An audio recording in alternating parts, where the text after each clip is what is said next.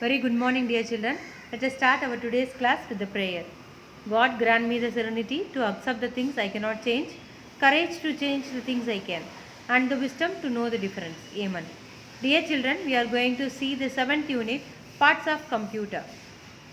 So, in the previous unit, term 1, you have learnt about the generation of computer and introduction about computer.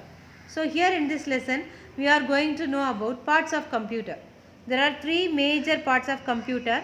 One is input unit, second one is central processing unit CPU, third one is output unit. But first, let's know about input unit. The input unit helps to send the data and commands for the processing. The devices that are used to input data are called input devices. You know that input devices, namely keyboard, mouse, scanner, barcode reader, microphone mic, web camera, light pen are some of the input devices you might have seen in shopping complexes, etc.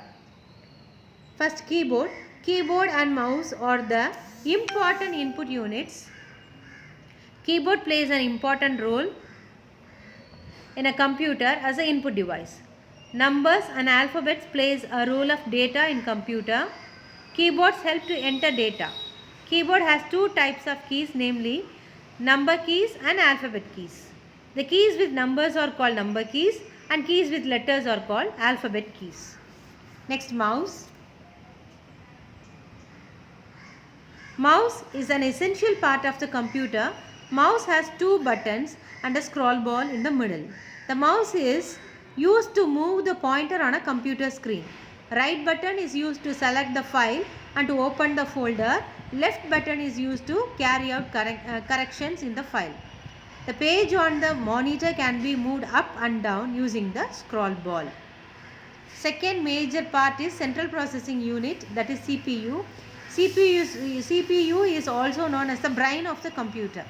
The data is processed in the CPU. The CPU has namely three parts: memory unit, arithmetic logic unit ALU, and control unit. First, control unit. The control unit controls the functions of all parts of the computer. Next, arithmetic and logic unit.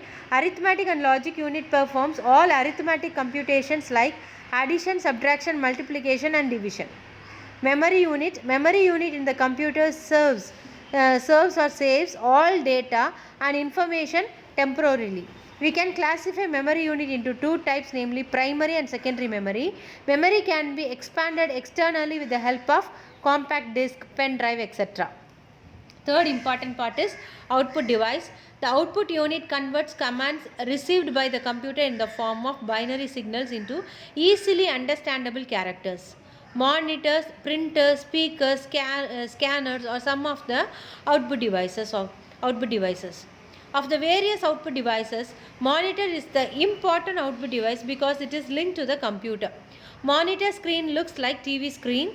The input data in the form of alphabets, numbers, pictures or the cartoons and videos, it will be displayed on the monitor.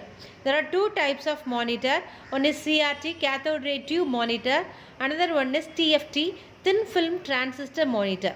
Nowadays, computer system has TFT, that is thin film transistor monitor, as they occupy less space and emit less heat than CRT monitors. Let's see detailing about memory unit. The data is measured in units, in which the unit to measure the data is called as bit. Okay, a bit has a single binary value, either 0 or 1. The bit value will be only 2, 0 or 1. Classification of computer. The computer can be classified as followed based on their design, shape, speed, efficiency, working of the memory unit and their application. Mainframe computer, mini computer, micro or personal computer, supercomputer. First, personal computer, it is widely used, isn't it? Personal computer comes under the microcomputer. Based on the memory and the efficiency of PC, they are classified as desktop, laptop and tablet. Next, we shall see about connecting the computer. How can we connect the computer?